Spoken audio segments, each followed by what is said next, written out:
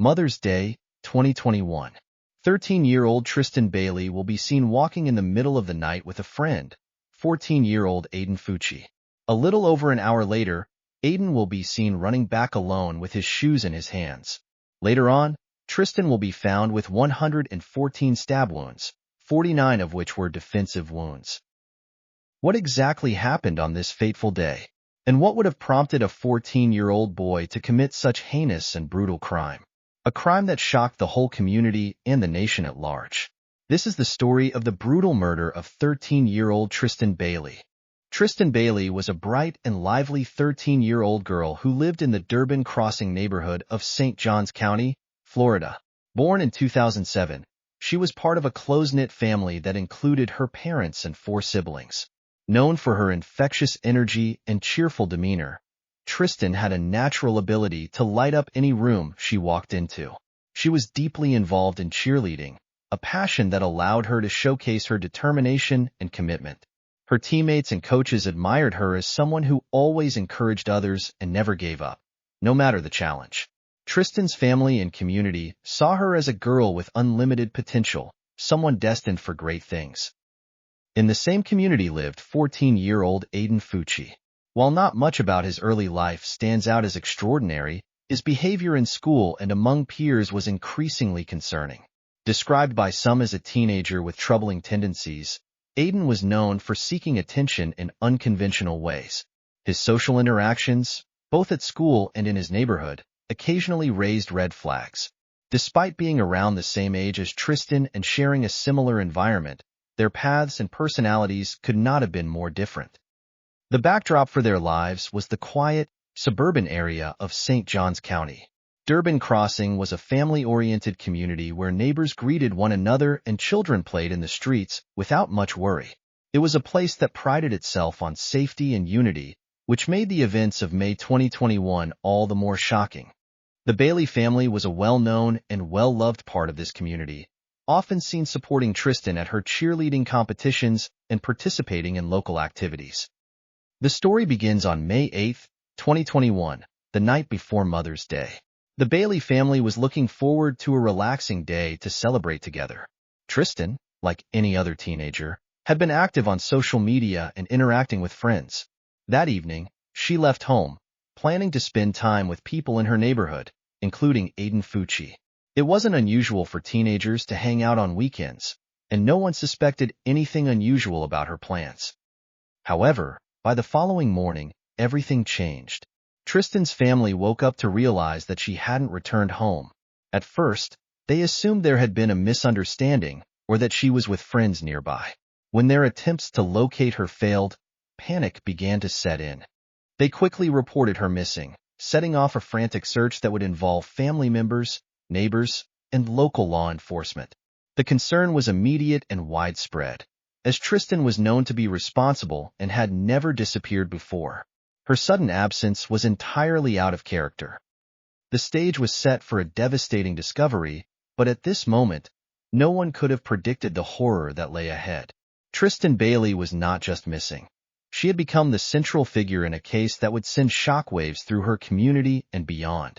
The story of what happened that night would soon unravel, revealing a chilling chain of events and a young life cut tragically short. By mid-morning, the Baileys reported Tristyn missing to the St. Johns County Sheriff's Office. The local authorities acted quickly, recognizing the urgency of locating a missing teenager. Soon, an organized search began, involving family members, friends, neighbors, and volunteers from the community.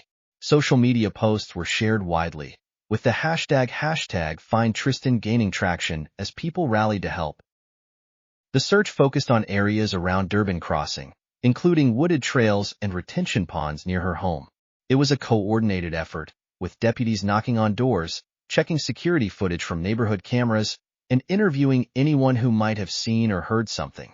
The Baileys remained in contact with law enforcement, anxiously waiting for any updates. By midday, investigators began piecing together Tristyn's last known whereabouts. Witnesses recalled seeing her with Aiden Fucci, a boy from the same neighborhood. Aiden was one of the last people to see her alive, making him a person of interest early in the investigation. Surveillance cameras captured images of Tristyn walking with Aiden in the area late the previous night. This discovery gave law enforcement a critical lead, but there were still more questions than answers. Meanwhile, Aiden's behavior began raising suspicions. When authorities brought him in for questioning, his account of the events didn't add up. He initially claimed that he and Tristyn had been hanging out and parted ways around 1 a.m., but inconsistencies in his story led investigators to dig deeper. Friends of Aiden later told investigators that he had made unsettling comments about violence in the past, though no one thought he was serious at the time. His reputation for odd behavior added to the growing sense that something was off. As the day progressed, the search for Tristyn took a devastating turn. Around 6 p.m., a jogger discovered a body in a wooded area near a retention pond, less than a mile from the Bailey family home. The body was quickly identified as Tristyn Bailey. She had been brutally stabbed to death, with her injuries suggesting an attack of shocking violence. The discovery sent shockwaves through the community, and what had started as a missing person case was now a homicide investigation. The news devastated Tristyn's family, who had been holding out hope for her safe return. The loss was incomprehensible, and the gruesome nature of the crime made it even more harrowing. The tight-knit community of Durban Crossing, known for its safety and unity, was shattered. Parents who once felt secure now looked at their neighborhood with fear and uncertainty. In the hours following the discovery of Tristyn's body, law enforcement focused on gathering evidence and narrowing down suspects. Aiden Fucci's name continued to come up, and detectives scrutinized his movements, statements, and behavior. The investigation was rapidly gaining momentum, and it wouldn't be long before a critical break in the case pointed squarely at Aiden as the prime suspect. The transition from Tristyn's disappearance to the discovery of her body marked a turning point in the story. The Bailey family's worst fears had been realized, and the focus now shifted to bringing her killer to justice. The next phase of the investigation would uncover chilling details about the crime and reveal the disturbing mind of the boy who committed it. The discovery of Tristyn Bailey's body turned the investigation into a race to gather solid evidence. Aiden Fucci, the last person known to have been with her, was already on the radar of law enforcement. Surveillance footage showing the two walking together late that night provided a critical lead. Investigators moved quickly, bringing Aiden in for questioning later on May 9, 2021, just hours after Tristyn's body was found. At first, Aiden's demeanor seemed calm, almost nonchalant. He told detectives that he and Tristyn had spent time together that night, walking around and talking. According to him, they parted ways around 1 a.m., and he claimed to have returned home alone. However, inconsistencies in his story began to surface, and investigators noted his behavior during questioning. He fidgeted, avoided eye contact, and appeared evasive when asked specific questions about his time with Tristyn. As the interrogation continued, detectives presented Aiden with evidence they were already gathering. They confronted him with surveillance footage that showed him walking with Tristyn near the wooded area where her body was later found. Additionally, witnesses from the neighborhood had seen the pair together, strengthening the timeline of events. Aiden started to falter under the pressure, his answers becoming less coherent and riddled with contradictions. While Aiden was being questioned, investigators secured a warrant to search his home. What they found provided a chilling glimpse into the violent events that had unfolded. In Aiden's bedroom, they discovered clothes that appeared to have bloodstains on them. A knife was also recovered from a pond near the crime scene, believed to be the murder weapon. Forensic analysis would later confirm that the blood on Aiden's clothes and the knife matched Tristyn Bailey's DNA. While in the police squad car, Aiden's behavior took an even stranger turn.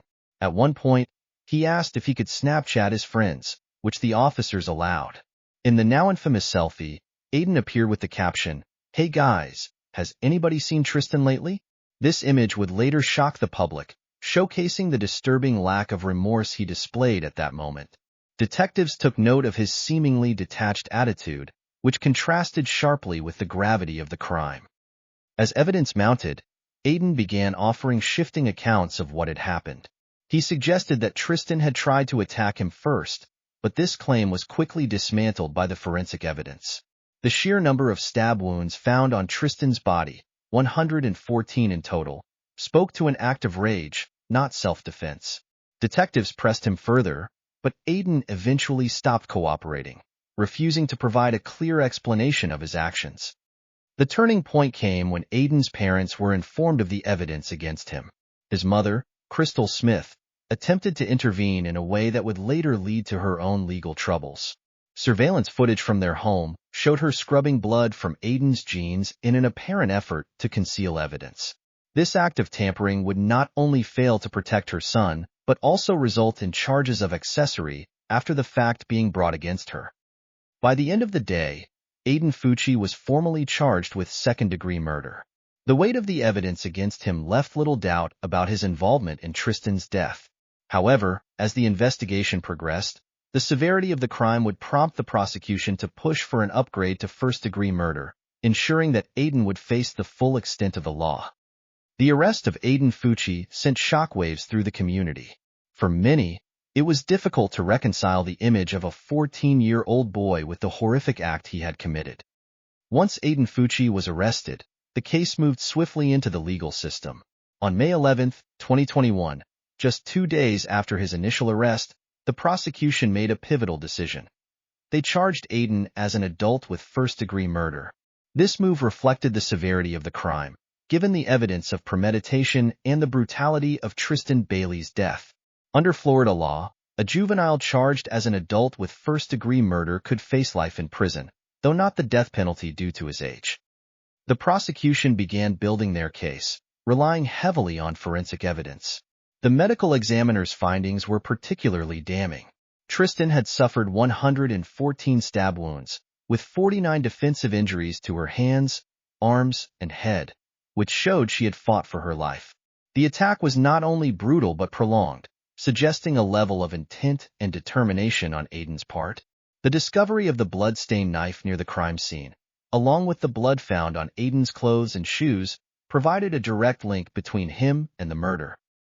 Prosecutors also relied on Aiden's own behavior and statements as evidence of his state of mind.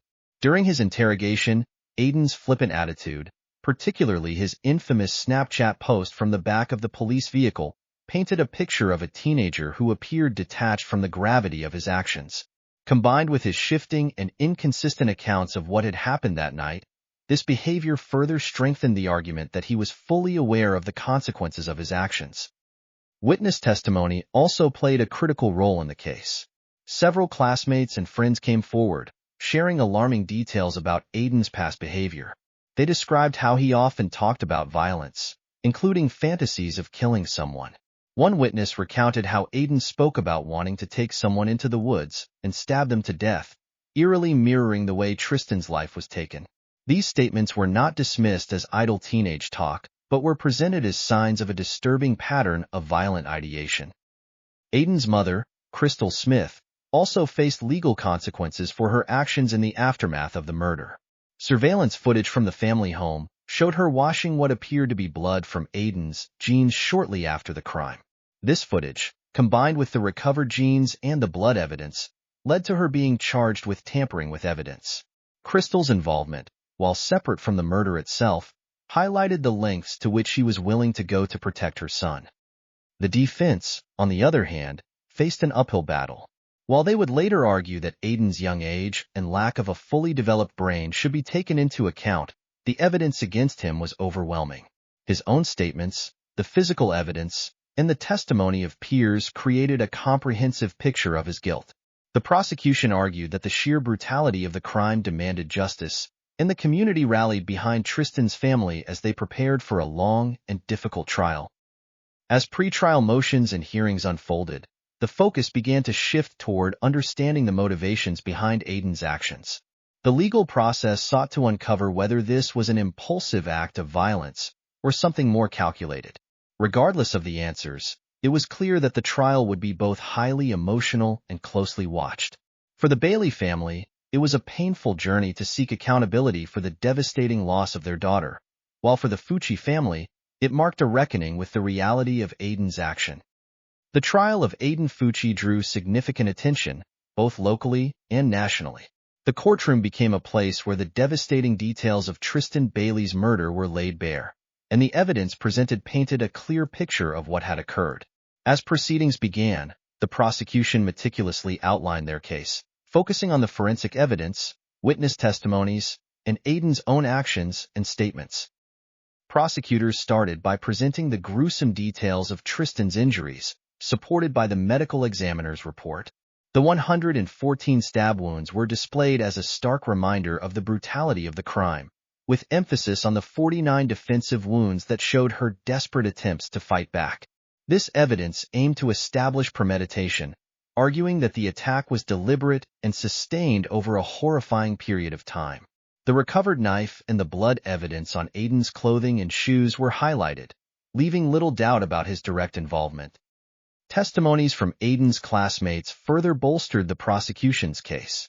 They recounted disturbing conversations where Aiden talked about wanting to kill someone and take them into the woods, which aligned chillingly with the way Tristyn was murdered. These accounts painted a picture of a young man who had been harboring violent tendencies and fantasies long before the tragic events of May 9, 2021. The defense team faced an uphill battle. Their strategy focused on Aiden's age and psychological development, arguing that he lacked the maturity to fully understand the consequences of his actions. They presented evidence of his troubled behavior, suggesting that his mental state and upbringing might have played a role in his capacity to act rationally. However, the prosecution countered by pointing out the cold and calculated nature of the crime, emphasizing that Aiden had demonstrated clear intent and awareness throughout the incident. One of the most dramatic moments in the trial came when the Snapchat video Aiden had recorded from the back of a police car was shown in court. In the video, he smirked and joked, asking, "Hey, has anybody seen Tristyn lately?" This moment not only showcased Aiden's lack of remorse, but also underscored his cavalier attitude about the murder. For the jury, it was a chilling glimpse into his mindset. The trial culminated with the closing arguments, where both sides presented their final narratives. The prosecution called for accountability, reminding the jury of the brutality and senselessness of the crime. The defense pleaded for leniency, citing Aiden's age and the potential for rehabilitation.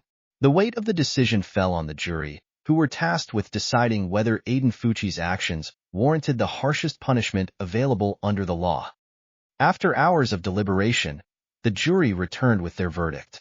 Aiden Fucci was found guilty of first-degree murder and was sentenced to life in prison. The conviction brought a measure of justice for Tristyn Bailey's family, but it also left lingering questions about how a 14-year-old could commit such a heinous act. The Bailey family, sitting in the courtroom, displayed a mix of relief and sorrow. For them, the verdict was a step toward closure, but it would never fill the void left by Tristyn's loss. The case concluded with the judge emphasizing the gravity of the crime and the impact it had on the entire community. Hit the subscribe button and turn on notifications to be notified as we add new videos daily. See you in the next video. Thanks for watching.